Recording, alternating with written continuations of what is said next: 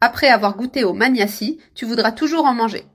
Je vais ajouter 200 g de sucre dans la casserole et 90 ml d'eau. Avec le feu encore éteint, il est important de bien dissoudre le sucre en mélangeant jusqu'à ce qu'il soit complètement dissous. Aujourd'hui, je vais préparer une recette très savoureuse et en même temps très facile à faire. Maintenant, je vais allumer le feu à température moyenne. Je vais ajouter 50 g de beurre, ce qui apportera plus de goût et de crémeux. Il suffit de mélanger jusqu'à ce que ce beurre fonde complètement et s'intègre au mélange. Maintenant, je vais ajouter 100 g de crème directement dans la casserole.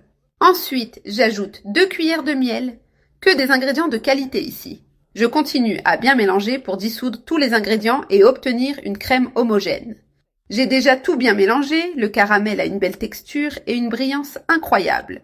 C'est vraiment très joli et avec un arôme délicieux. Maintenant, je vais ajouter 300 g d'arachide et 300 g de lait concentré. Je vais retirer l'excédent qui reste sur les côtés de la casserole car c'est pas mal. Maintenant, je vais tout bien mélanger jusqu'à atteindre la consistance que je veux. C'est le point idéal de mon pain de moza.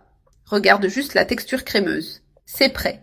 Je vais éteindre le feu pour ne pas dépasser le bon moment. Je retire la cuillère pour faciliter le moment de transférer. J'ai déjà préparé le moule. Je vais verser le mélange dans le moule avec beaucoup de soin. Ici, j'ai mis du papier cuisson pour faciliter le démoulage. Il est tapissé au fond pour s'assurer que ça ne colle pas. Cela va beaucoup aider ensuite. Maintenant, il suffit d'étaler bien pour obtenir une couche uniforme. Regarde comme c'est joli, vraiment un plaisir à voir.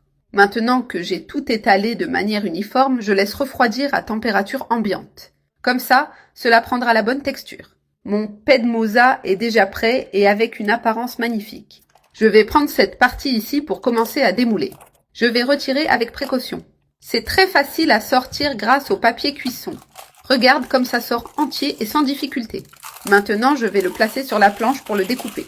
Ensuite, je vais retirer le papier cuisson avec beaucoup de soin. Je l'enlève doucement pour ne pas casser la base. Regarde comme c'est beau. Un vrai délice visuel. Il a une apparence très belle et appétissante. En plus, il a une texture bien ferme. Je vais couper avec un couteau de cette manière ici, en appuyant fermement. Tu peux couper en petits cubes de la taille que tu préfères. C'est un peu ferme, surtout à cause des arachides. C'est normal et ça fait partie de la texture traditionnelle. Regarde comment c'est à l'intérieur. Bien croustillant, comme il faut. Cette texture est parfaite. J'ai déjà découpé toutes les barres. Regarde comme elles sont jolies et bien présentées. Maintenant, je prends chaque barre.